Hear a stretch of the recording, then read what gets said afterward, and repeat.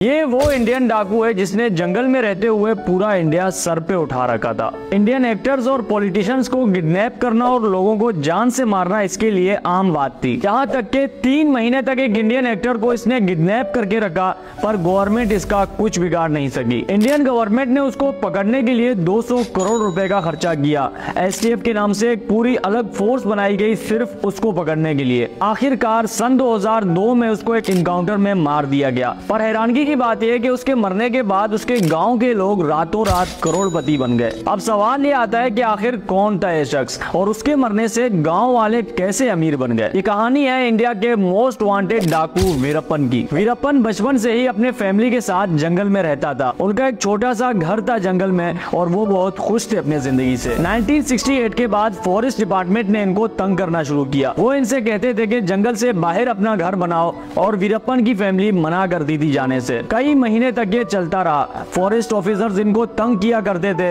इनके घर में घुसकर इनकी चीजें बाहर फेंका करते थे, पर ये फिर भी जंगल से बाहर जाने के लिए राजी नहीं थे। एक दिन वीरप्पन को गुस्सा आया और उसने अपने कुल्हाड़ी से 2 फॉरेस्ट ऑफिसर्स को जान से मार दिया और ये उसके जिंदगी का पहला कत्ल था। इस कत्ल के बाद पूरी फॉरेस्ट डिपार्टमेंट और पुलिस वीरप्पन के तलाश में थी और हर जगह इसको ढूंढा जाने लगा। वीरप्पन ने किसी तरह अपने फैमिली को गाँव भेज दिया और खुद जंगल में छुपा रहा।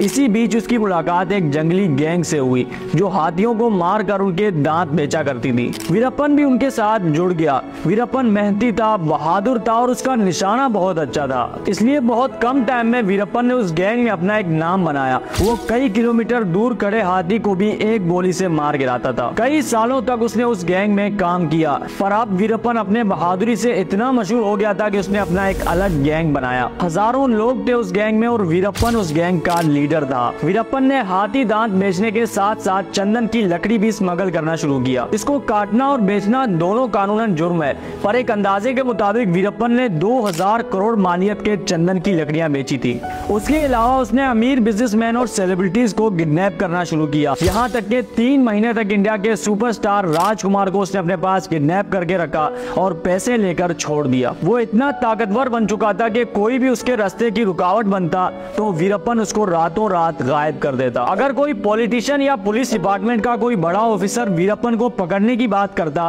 तो उसके घर पहुंचने से पहले वीरप्पन उसको मार देता या उसके बच्चों को किडनैप करके उसको डराता। इसलिए जंगल में रहते हुए उसने पूरे इंडिया में अपना एक दहशत बनाया हुआ था। बड़े बड़े पॉलिटिशियंस और पुलिस ऑफिसर्स उसके नाम से कांपते थे। पर अब गवर्नमेंट को समझ आ गया था कि अगर इसको नहीं रोका गया तो ये इंडिया के लिए एक बहुत बड़ा खतरा बन सकता है। इसलिए गवर्नमेंट ने एसटीएफ के नाम से पूरी अलग फोर्स बनाई और वीरप्पन को पकड़ने की प्लानिंग शुरू की। एसटीएफ, पुलिस और फॉरेस्ट डिपार्टमेंट को अच्छी तरह पता था कि उसको जंगल में पकड़ना नामुमकिन है, क्योंकि पहले भी बहुत बार वो कोशिश कर चुके थे और नाकाम हो गए थे। चाहे जितने भी पुलिस ऑफिसर जंगल में उसको पकड़ने जाते वो सब के सब मारे जाते। इसलिए पुलिस ने इस बार एक अलग प्लान बनाया। सबसे पहले उन्होंने वीरप्पन के गैंग के लोगों को भारी पैसे देकर अपने साथ मिलाना शुरू किया ताकि उनको वीरप्पन के हर चीज का पता चल सके, और साथ साथ वीरप्पन के जो खास लोग थे उनको उससे अलग करवाया ताकि वो कमजोर पड़ सके और पुलिस को आसानी हो उसको पकड़ने में। ये सब कुछ करने में 2 साल लग गए पुलिस को, और अब पुलिस वीरप्पन के एक एक चीज से बाखबर थी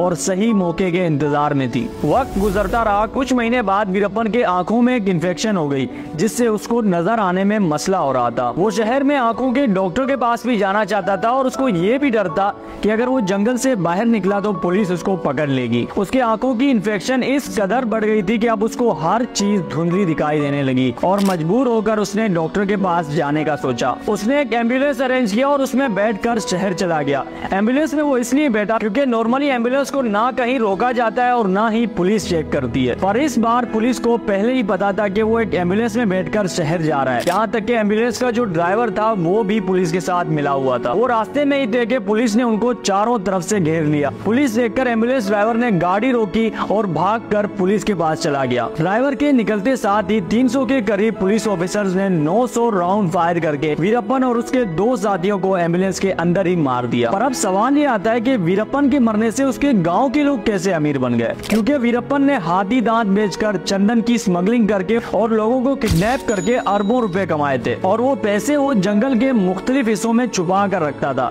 और जब वो मारा गया तो गाँव के लोगों ने जंगल में खुदाई करके वो पैसे ढूंढना शुरू किया और गाँव वालों को जंगल के मुख्तलिफ हिस्सों में पैसे मिले भी, जिससे वो रातों रात करोड़पति बन गए। ये थी हमारी आज की स्टोरी। आई होप आपको पसंद आई हो। मैं और आप मिलेंगे किसी एक नए वीडियो में, तब तक के लिए अपना बहुत सारा ख्याल रखें। अल्लाह हाफिज।